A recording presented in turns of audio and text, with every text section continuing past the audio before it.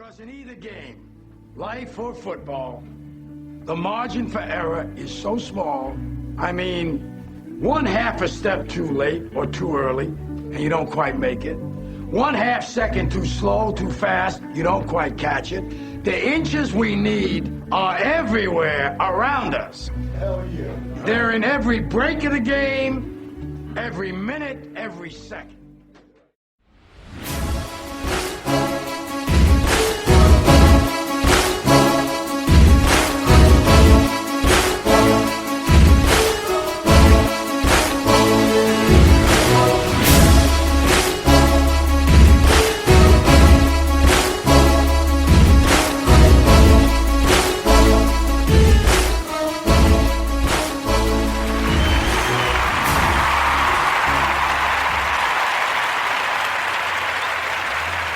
Hey everybody, sorry I just got a little bit distracted. I was driving and was thinking about some things I like to talk about. It's usually business, success, my company, and then I have other companies I'm trying to start.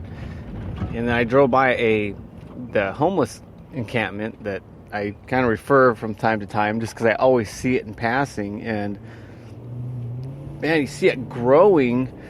And it's funny because I remember growing up, you'd see a little bit of homeless here, and usually it was in LA, and then you kind of have that one or two homeless guy. But I think now it's more of anybody that's on the fence about it is kind of going towards that, because it in a way, could it even be becoming a little hip? Because it's covered in the news, and when it's covered, it's victimhood. They're victims. They talk about they don't have enough this, that, and the other. They want the city to provide it, and it is a topic. People are talking about it. A lot of the guys are younger, and they're tatted up, and they're doing methamphetamines and all that stuff, and so they. When you're young and you're healthy and everything is going great, it's just sometimes you feel invincible. So yeah, it's going to work out for a little bit, but you just fast forward it 5 years and it's literally, you look like you're 25 years older. It's funny. I just told that story. I do a Bible study, and we were talking about Judas and Judas Iscariot. And when Michelangelo was doing the painting, the Last Supper, I think the government paid him to do the mural that we all see, the long table.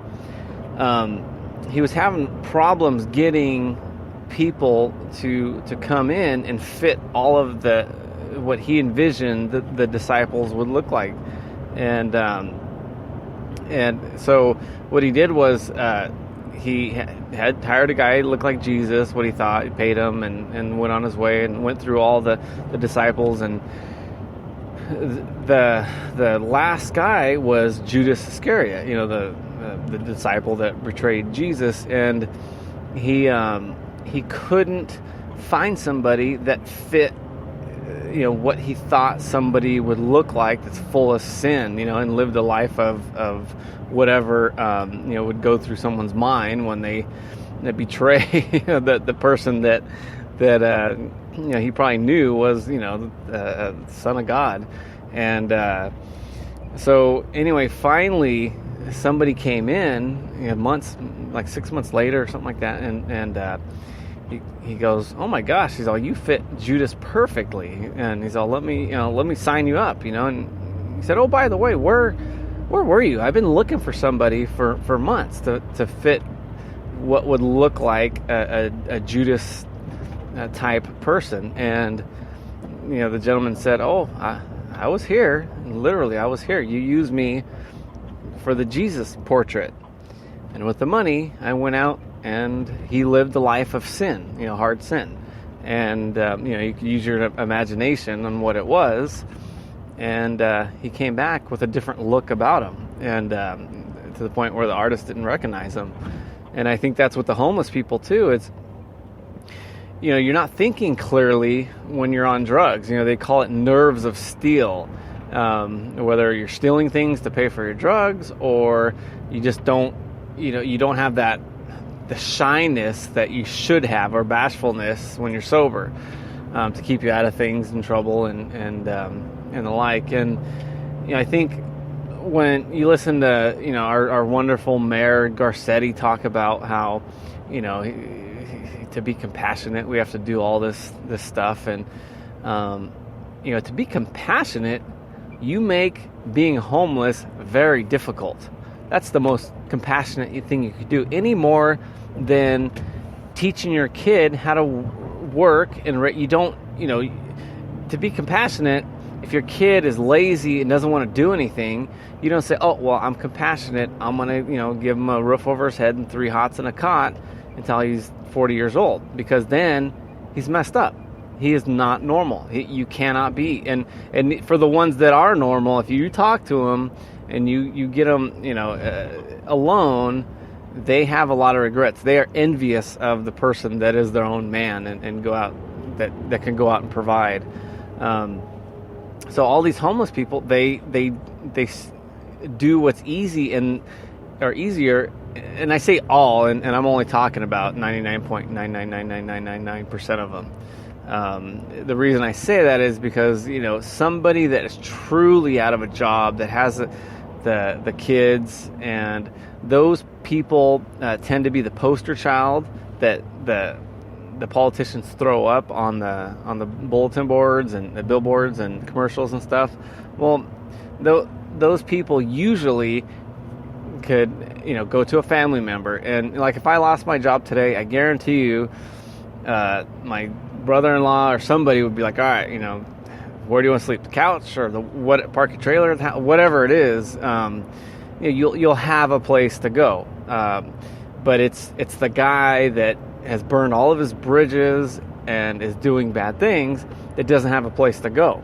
And again, I'm just sure, is there the case? Is there the anomaly? Fine, but because of the anomaly, you cannot change the rules, because you can't argue exceptions in a civilization. Otherwise, nobody could do anything, because you're always, if you have a big enough pool, you're always going to be able to pick whatever you want, out of it to make your point. So, I think that the mayor is doing a disservice, and even the mayor of Anaheim, where I see a lot of this stuff, he's hurting these people, because the easier you make it, the easier it is for people to do that. And then the other thing I think of too is you when you got these homeless people, when they go out in the city. I was bidding a building, for the cleaning company, and this guy, like I was saying, is tatted up. He thought he's just like he's hard, and you could tell. And when he got closer, at first I thought he was like a gang member type, but then I'm like, no, he's a druggie. You can tell they just get that sunken face a little bit where it's starting to go. I think the meth messes with your teeth and everything. And I'm like, okay, so now I always say I worry about somebody in this society that has a beach cruiser as their main form of transportation. Usually it's a life full of bad decisions. And so I'm thinking, okay, so now these people are out and about. And when I say these people, it would be me too. If I chose to have a lot of kids at a young age, and I couldn't provide for myself and family, and then get kicked out of the house. I mean, you go down the list of bad choices, bad attitudes.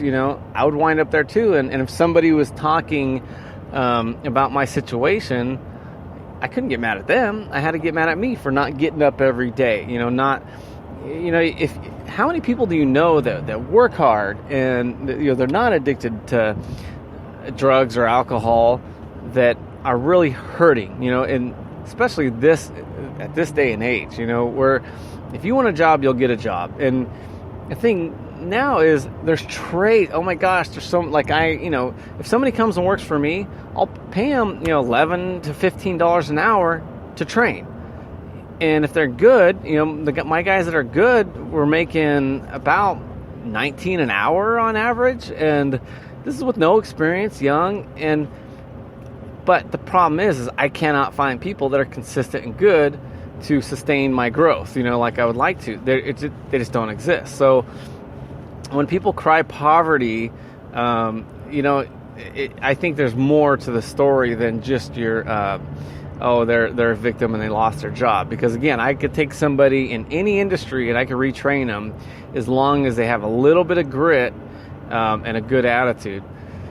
And, of course, don't get super envious right off the bat, because that's usually what is the beginning of the end for my guys. And it's like the age-old thing where kids, they see what their parents have, and as soon as they move out, they want the same lifestyle. Well, no, it took us a lifetime to get it, and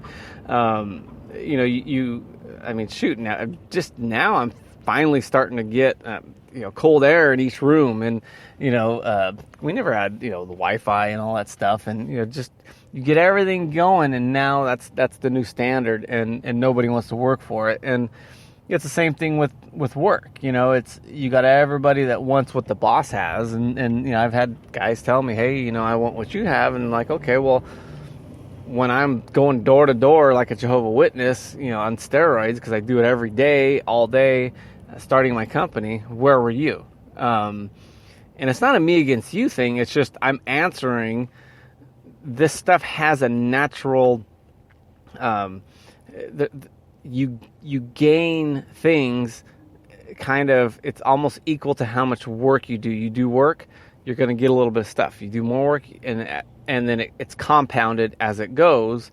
Once you get established, you keep on doing that work, you get more stuff, but you don't get noticed until you get the stuff. You get the new car, everybody's like, whoa, look at that new car. But they didn't see you work on your credit, work on getting the business to where it has a steady income.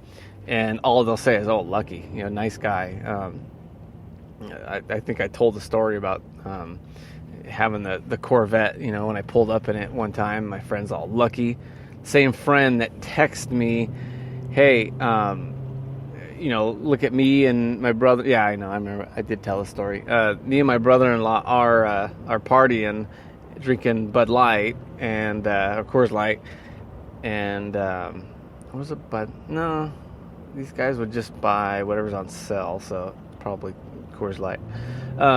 They text me, oh yeah, you're welding, it's 110 degrees outside, look at us, we're partying, woohoo, these are the guys. When you pull up, lucky, and I don't even respond to it, like whatever. But it's that type of mentality. Of course, they both work for the city, so what do you expect?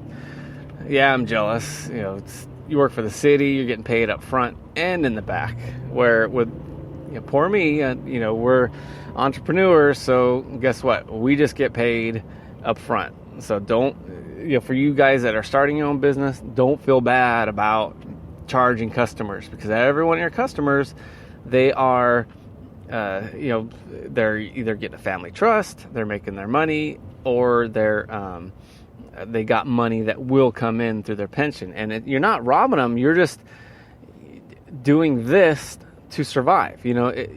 You have to stay in the game. You're not over. There's a difference between ripping somebody off and overcharging them, and getting paid what you're worth. And I think a lot of business people, they kind of, and I'm this way too, because since I don't come from means.